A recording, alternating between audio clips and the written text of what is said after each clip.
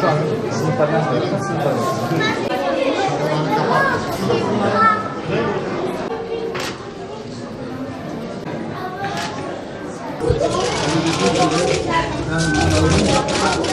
İnşallah sen de.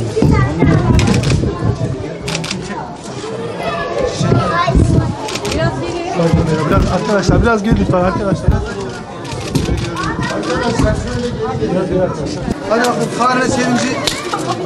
Herkes geliyor. Ha?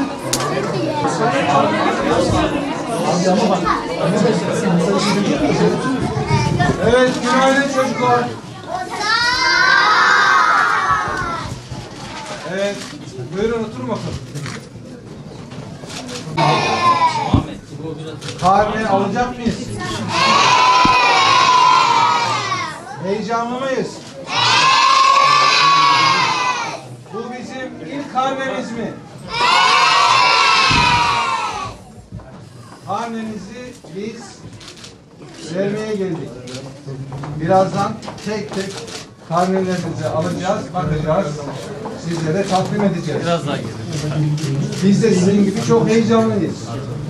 Sizin ilk tatiliniz ve ilk karne sevincinizi bizim televizyonlarımızda tüm İstanbul, tüm hemşehrilerimiz görsün istiyoruz.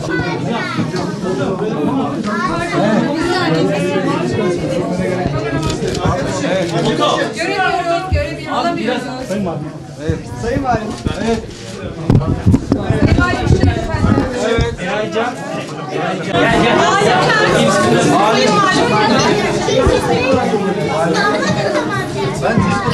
Ceylin Begüm.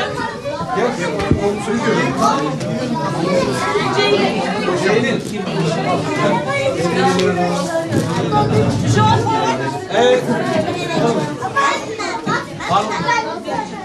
Ahmet Selim. Ahmet Selim. Ahmet Selim.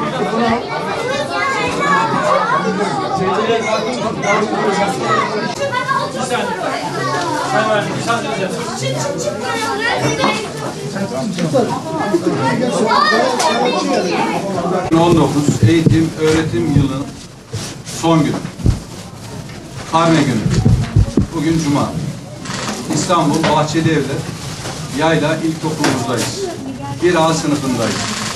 Az önce gözümüzün aydınlığı, geleceğimiz olan çocuklarımıza karnelerimizi verdik. Onların ilk karneleri, onların ilk karne sevinçlerini bizler tanıklık ettik. Bugün İstanbul'umuzda 6.653 resmi ve özel okulumuzda 2.741.423 öğrencimiz bu karne sevincine ulaştı. 146.000 öğretmenimiz, İrfan ordumuz, onlara bütün ebeveynler, velilerimiz adına bu şehrin valisi olarak teşekkür ediyorum. Ellerine, emeklerine sağlık. Onlar da tatile çıkıyorlar. Velilerimize selam ediyoruz. Bugün evlerimizde karne sevinci var. Karnemizdeki notlarımız ne olursa olsun. Onlar bizim yavrularımız. Onlar bizim neslimiz. Onlar bizim geleceğimiz. Onların başarıları, istikrarını korumak, devam ettirmek için çabalayacağız. Eğer karnelerinde arz etmediğimiz, şu an için hoşnut olmadığımız eğer notlarımız varsa, sevgiyle, birlikle, beraberlikle, okuluyla, öğretmenleriyle, sosyal çevresiyle yavrumuzu daha çok kucaklayacağız ve başarılarını artırmak noktasında daha çok gayret göstereceğiz. Ben bu bizi izleyen kameralar, onların huzurunda İstanbul'a 3 Kasım'da göreve başladım. Sosyal medyada bana hep kar tatili diyen öğrencilerimize hiçbir cevap veremedim. Çünkü hep meteoroloji ve atom, havanın, yaşamın inkıtaya uğramamasıyla ilgili bize bilgi, belge geldiği için herhangi bir tatil veremedik. Ama işte size bugün 15 koca gün tatili veriyoruz. 15 koca gün tatilini karne ve karnenin yanında hediyelerle beraber veriyoruz. Bütün öğrencilerimizi muhabbetle kucaklıyorum.